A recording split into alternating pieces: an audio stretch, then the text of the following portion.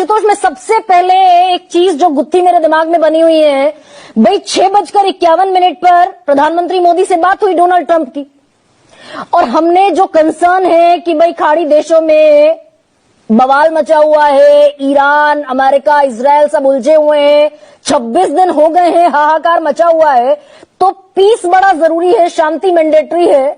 तो इधर हमसे बात करते हुए दिखाई दे रहे हैं और उधर पाकिस्तान अब ये ऑथेंटिक सोर्स से बल्कि खबर सिर्फ नहीं आ रही है, डोनाल्ड ट्रंप 2.5 घंटे बाद शहबाज शरीफ के पोस्ट को रिपोस्ट करते दिखाई दे रहे हैं कि Pakistan will host the mediation.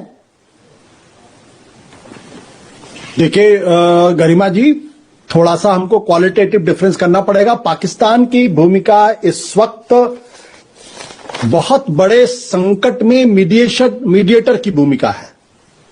उसकी तुलना इससे नहीं की जा सकती कि ट्रंप ने भारत के प्रधानमंत्री से बातचीत की है। जो 3 प्रिंसिपल प्लेयर्स इस वक्त हैं जो दुनिया के इतने बड़े संकट से दुनिया को बचाने की कोशिश कर रहे हैं, उनमें Pakistan number 1, Turkey number 2, Egypt number 3, ये 3 है जो लगातार कर रहे हैं। और इन तीनों में भी पाकिस्तान की भूमिका सबसे अव्वल मानी जा रही है, 2 कारणों से। एक, जिस तरीके से आसिम मुनीर ने ट्रंप से बातचीत की और शहबाज शरीफ ने जिस तरीके से ईरान के प्रेसिडेंट पेजेश्कियां से बातचीत किया है और अपने यहां क्या कहते हैं इस्लामाबाद में बैठक की पेशकश की है, इसका मतलब यह है कि पाकिस्तान का मीडिएशन को इस वक्त अमेरिका बहुत गंभीरता के साथ ले रहा है।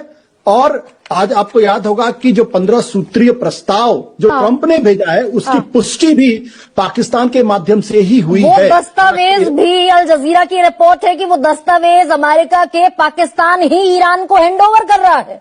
जी बिल्कुल। तो भारत से बात करना एक रस्म अदायगी है, लेकिन पाकिस्तान की भूमिका बहुत अहम है। और अगर पाकिस्तान इसमें कामयाब होगा, मतलब तो अमेरिका शांति का दूत पाकिस्तान को मानता दिख रहा है, सर्टिफिकेट देता दिख रहा है कि हाँ भाई ये पीस टॉक में मीडिएशन कर सकते हैं। देखिए, सर्टिफिकेट की बात नहीं है, पाकिस्तान की जो ग्लोबल स्टेचर है वो इससे बढ़ेगा। और अगर पाकिस्तान इस तरीके के शांति करवाने में अगर कामयाब होता है तो ये पिछले दशक का सबसे बड़ा डिप्लोमेटिक कू होगा एक लिहाज से कहें। और ये उसी तरीके का होगा जैसे 1973 या 71 के आसपास पाकिस्तान ने फैसिलिटेट किया था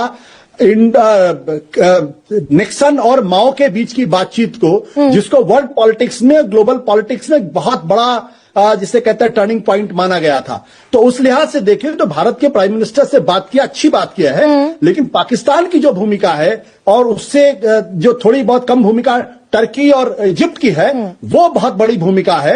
उसमें काफी हद तक यानी कि पाकिस्तान जो ऑफर करता दिख रहा है, भाई पाकिस्तान कुछ भी कहेगा, अब उसको पाकिस्तान को तो कम से कम फेस वैल्यू पर नहीं लिया जा सकता। लेकिन शहबाज शरीफ जो लिख रहे हैं कि Pakistan stands ready and honoured to be the host to facilitate meaningful and conclusive talks, उसको डोनाल्ड ट्रंप ओन करते हुए रिपोस्ट कर रहे हैं। यानी डोनाल्ड ट्रंप, शहबाज शरीफ एक पेज पर एक साथ खड़े हुए हैं। नहीं गरिमा जी, इसको दूसरे तरीके से अगर आप देखने की कोशिश करें, मैं कह रहा हूं कि दुनिया के सबसे बड़े संकट से पूरी दुनिया को निकालने में पाकिस्तान अपनी भूमिका निभा रहा है। ये हमको इस बात को समझना चाहिए। पाकिस्तान हमारा दुश्मन नंबर 1 है। पाकिस्तान को हम एक रोग स्टेट कहते हैं, पाकिस्तान को फेल्ड स्टेट कहते हैं, पाकिस्तान को आतंकवादियों का गढ़ कहते हैं।